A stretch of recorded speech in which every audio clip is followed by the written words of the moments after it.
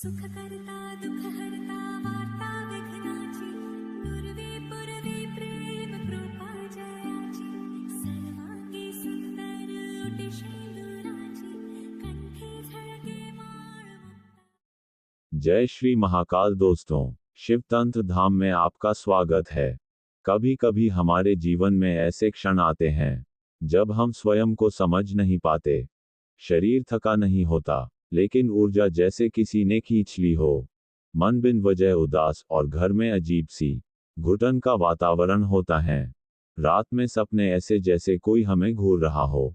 कभी काले साए, कभी अजनबी चेहरों की झलक, और कभी कोई हमारे कानों में फुसफुसाता हुआ, लेकिन आवाज पहचान में नहीं आती। आप सभी का हमारे शिव तंत्र धाम परिवार में जुड़े रहने के लिए आप सभी का धन्यवाद। मेरे सभी साधकों के ऊपर त्रिदेव और त्रिदेवियों का आशीर्वाद बना रहे। आज हम तंत्र के एक ऐसे मंत्र साधना की बात कर रहे हैं जो अति प्राचीन और गुप्त है।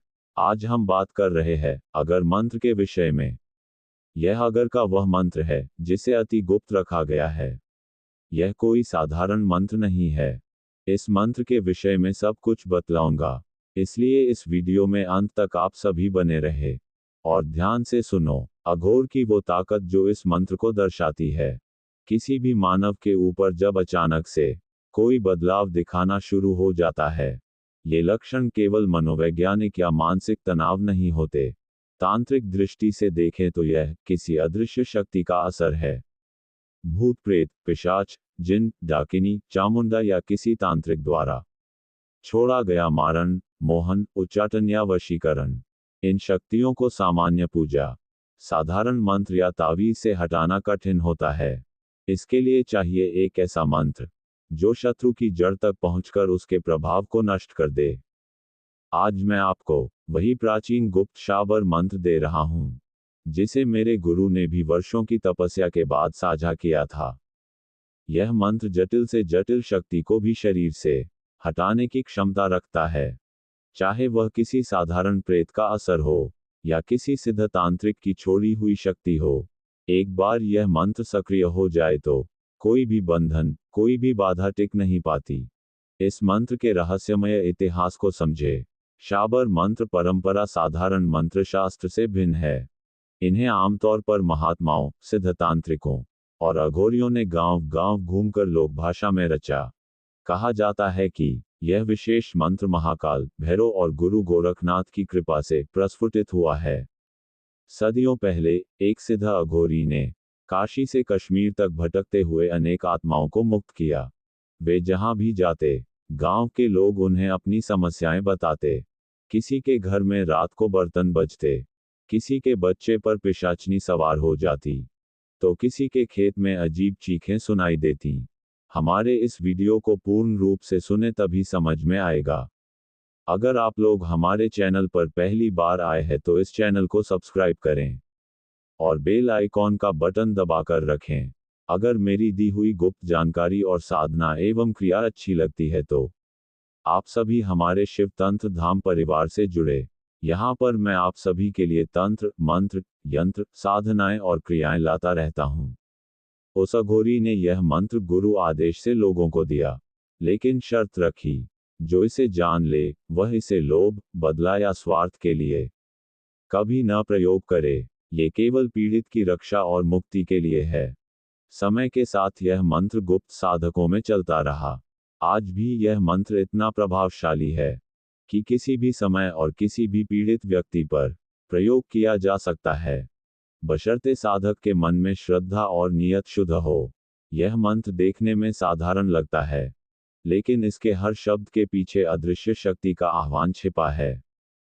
घोर शब्द के बार बार प्रयोग से यह मंत्र अत्यंत उग्र तांत्रिक आवेश में आ जाता है, जिससे बाधा देने वाली शक्ति हिल जाती है। इस मंत्र के प्रभाव को समझने के लिए आपको एक उदाहरण देता हूं। मान लीजिए किसी व्यक्ति पर एक शक्तिशाली तांत्रिक ने मारण प्रयोग किया है, जिससे उसका शरीर कमजोर, आंखें धंसी हुई और चेहरा पीला पड़ गया है। साधारण पूजा, यज्ञ और हवन से भी कोई असर नहीं हो रहा। ऐसे समय ये शाबर मंत्र शत्रु के बंधन को जड़ से काट देता है। इसके प्रयोग से भूत प्रेत पिशाच डाकिनी जिनका असर हटता है। तांत्रिक बंधन वशीकरण और मारण टूटते हैं। अचानक आई बीमारी या दर्द जो मेडिकल जांच में भी पकड़ में न आए वह खत्म होता है। घर दुकान या खेत में फैली नकारात्मक शक्ति साफ होती है। अब बात करते हैं मंत्र साधना विधि के विषय में। इस मंत्र को सिद्ध करने के लिए रविवार का दिन सबसे उत्तम होता है। ये साधना किसी जंगल शमशान या घर का एकांत कमरा उत्तम होता है। दक्षिण दिशा की ओर मुंह करके साधक को बैठना होगा। साधक साफ कपड़े पहने। रंग कोई भी हो सकता है लेकिन मैले या फटे कपड़े न हो। साधना में लोबान का धूप सरसों के तेल का दीपक इत्र शरीर पर लगाएं। साधक को आसन कुशा या काले ऊन का आसन लेना है। इस मंत्र को सिद्ध करने के लिए गणेश जी का, महादेव माँ काली जी की, जगत पिता नारायण माँ लक्ष्मी जी की, जगत पिता ब्रह्मदेव माँ सरस्वती जी की, इस सभी त्रिदेव और त्रिदेवियों की मानसिक पूजा देनी है। जगत पिता और जगत माता सभी की मानसिक पूजा देने के बाद महादेव जी के अघोर स्वरूप का आवाहन करके पंचोपचार तामसिक पूजा देनी है। पूजा होने के बाद मन को स्थिर कर एक माला गुरु मंत्र का जप करें।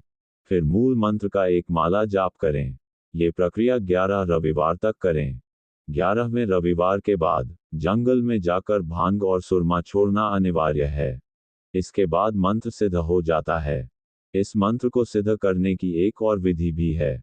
इस विधि के माध्यम से वही साधक सिद्ध करें जिस साधक ने पहले भी साधना की है घर से बाहर, वरना इस विधि से मंत्र को सिद्ध करने की कोई आवश्यकता नहीं है।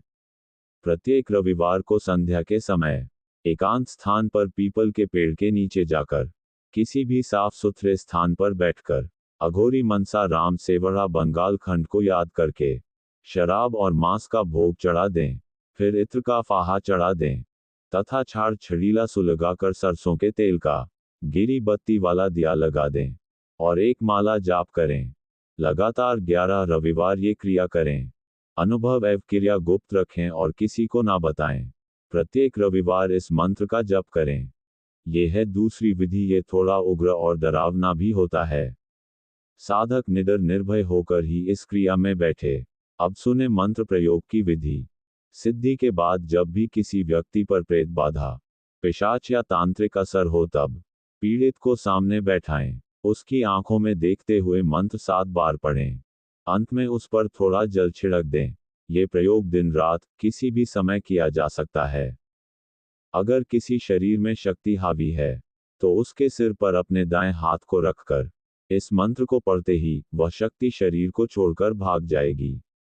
यह मंत्र मेरे द्वारा परीक्षित मंत्र है जिसमें आज भी अपने साधना शिविर के समय प्रयोग करता हूँ। जब भी किसी साधक के ऊपर कोई शक्ति हावी होती है तो मैं इसी मंत्र का प्रयोग करता हूँ। इस मंत्र का प्रयोग केवल पीड़ित की रक्षा के लिए करें, किसी को नुकसान पहुंचाने के लिए नहीं।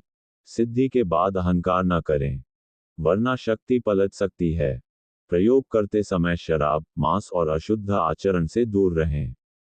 स्त्रियों पर प्रयोग करते समय उनकी अनुमति अवश्य लें। शमशान या जंगल में प्रयोग के समय अकेले न जाएं, एक सहायक साथ हो।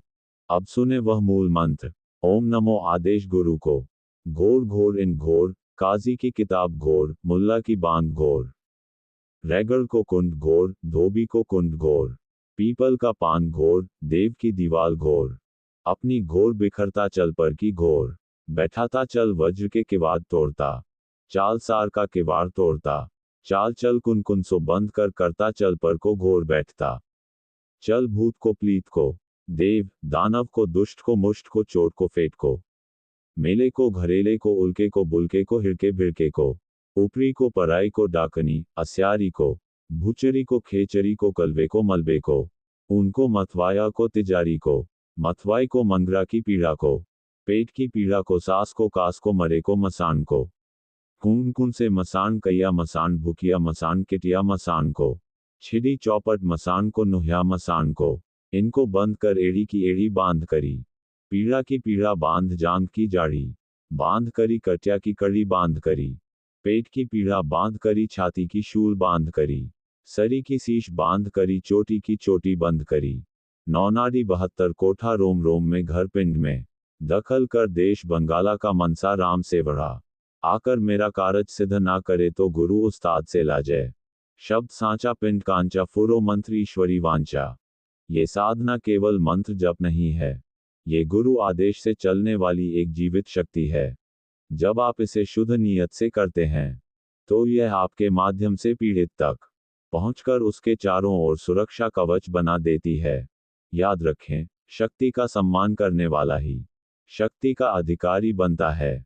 आशा करता हूं ये जानकारी आप सभी को अच्छी लगी होगी। तो फिर इस वीडियो को एक लाइक करें और कमेंट करके बताएं ये जानकारी आप लोगों को कैसी लगी। एक बार क्रिया एवं साधना करके देखें तभी समझ में आएगा। क्रिया और साधना कभी खाली नहीं जाती है, कुछ ना कुछ अवश्य ही प्राप्त होता है।